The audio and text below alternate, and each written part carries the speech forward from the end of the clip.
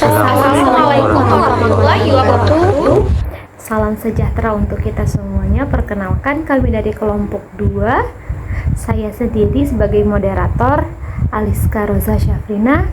Pada kesempatan kali ini, kami akan mempersembahkan presentasi kami yang berjudul penerapan teori behavioristik dalam kehidupan sehari-hari. Tujuan judul ini adalah untuk mengidentifikasi serta menganalisis bagaimana pola stimulus dan respon membentuk kebiasaan manusia, serta menjelaskan peran penguatan dalam memodifikasikan perilaku nyata agar dapat memberikan solusi praktis bagi perubahan kebiasaan masyarakat di kehidupan sehari-hari.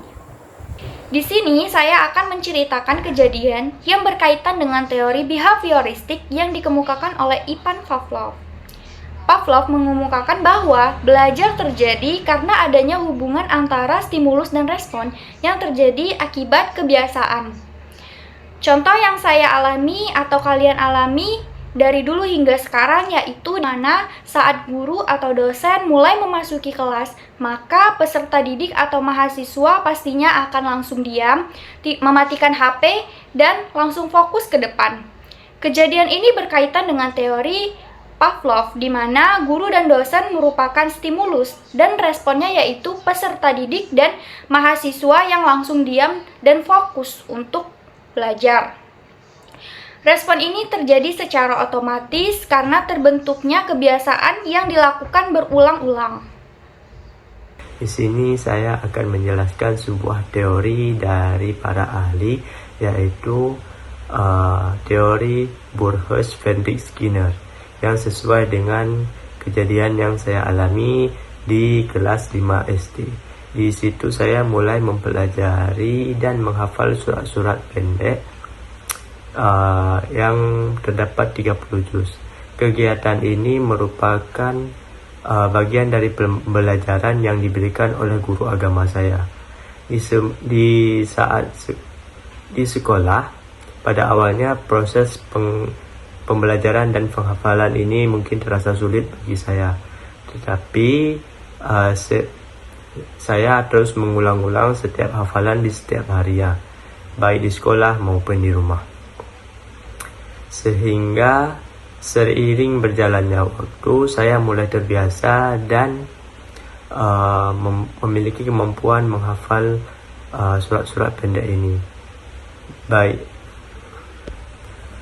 setelah saya berhasil memiliki hafalan-hafalan ini, guru saya merasa senang dan memberikan apresiasi kepada saya dan kepada 3 teman orang saya lagi, berupa hadiah atas pencapaian saya dalam menghafal dan melakukan tugas-tugas yang diberikan oleh guru saya, dan membuat saya semakin bersemangat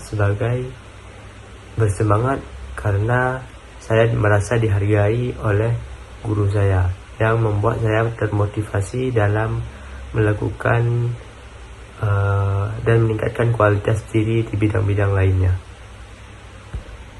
dan membuat saya menjadi termotivasi dalam belajar dan menghafal dan mempertahankan kebiasaan menghafal saya. Saya merasa bahwa saya telah mendapatkan penghargaan, sehingga saya memiliki perasaan atau keinginan yang terus muncul untuk terus berprestasi dalam bidang-bidang lainnya. Situasi ini juga dijelaskan dalam teori ini, di mana perilaku seseorang dipengaruhi oleh adanya penguatan atau berupa hadiah maupun hukuman. Dalam teori ini, dalam kasus ini, hadiah yang diberikan oleh guru merupakan sebuah hal positif yang dimana mendukung siswa untuk terus mengembangkan dirinya sendiri. Dengan demikian, pemberian hadiah tersebut memperkuat perilaku belajar dan menghafal saya. Hal ini membuktikan bahwa teori ini sangat relevan dalam menjelaskan bagaimana perilaku terbentuk dari perilaku terbentuk dan dipertahankan melalui pemberian reward atau penguatan sebagai motivasi belajar seorang siswa. Baik, selanjutnya saya akan memaparkan salah satu teori dalam aliran behavioristik, yaitu teori yang dikemukakan oleh Edwin Ray Guthrie. Sebelumnya, teori ini menjelaskan bahwa proses belajar terjadi karena adanya hubungan antara stimulus dan respons yang terbentuk melalui pengulangan. Maknanya, perilaku yang dilakukan secara terus-menerus dalam situasi yang sama akan menjadi kebiasaan yang menetap. Berkaitan dengan tugas yang akan kami bahas, saya akan menjelaskan salah satu situasi nyata yang menunjukkan penerapan teori tersebut dalam kehidupan sehari-hari. Jika mengingat kembali pengalaman saya, pada saya SD, saya memiliki kebiasaan yang kurang baik, yaitu jarang menyikat gigi. Akibatnya, beberapa gigi saya menjadi berlubang dan rusak, sehingga terasa tidak nyaman terutama saat makan karena makanan sering tersangkut. Dari pengalaman tersebut, saya mulai menyadari bahwa kebiasaan itu harus diubah.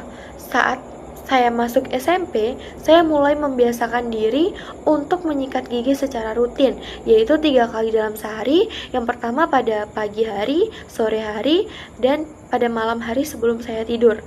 Awalnya memang terasa sulit dan harus dipaksa, tetapi karena dilakukan secara terus-menerus, lama-kelamaan menjadi kebiasaan yang otomatis. Bahkan sekarang saya sudah terbiasa dan merasa tidak nyaman jika belum menyikat gigi sebelum tidur. Hingga saat ini, kebiasaan tersebut masih saya pertahankan dan hasilnya gigi saya menjadi lebih sehat. Dengan demikian, pengalaman saya menunjukkan bahwa kebiasaan sehari-hari dapat terbentuk melalui proses pengulangan. Hal ini membuktikan bahwa teori Guthrie memang relevan dan dapat diterapkan dalam kehidupan nyata.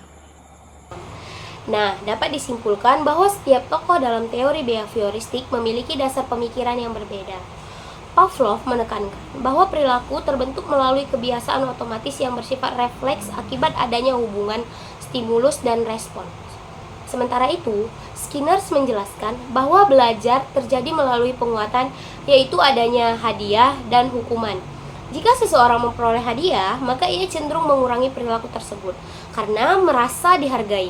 Sedangkan, jika seseorang mendapat hukuman, maka perilaku tersebut akan dihindari. Selain itu, Guthrie berpendapat bahwa belajar terjadi melalui proses coba-coba atau pengalaman. Apabila suatu tindakan menghasilkan keberhasilan, maka tindakan tersebut akan diulangi hingga akhirnya menjadi kebiasaan. Demikian presentasi kami hari ini. Terima kasih atas perhatiannya. Mohon maaf jika ada kekurangan. Saya akhiri. Assalamualaikum warahmatullahi wabarakatuh.